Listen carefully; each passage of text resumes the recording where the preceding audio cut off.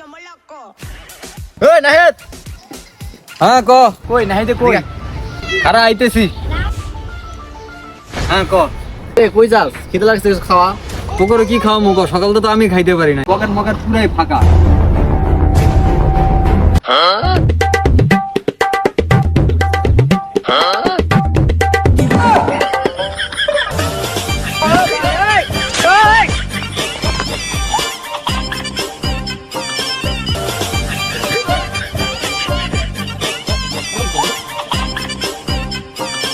रुको जरा सबर करो।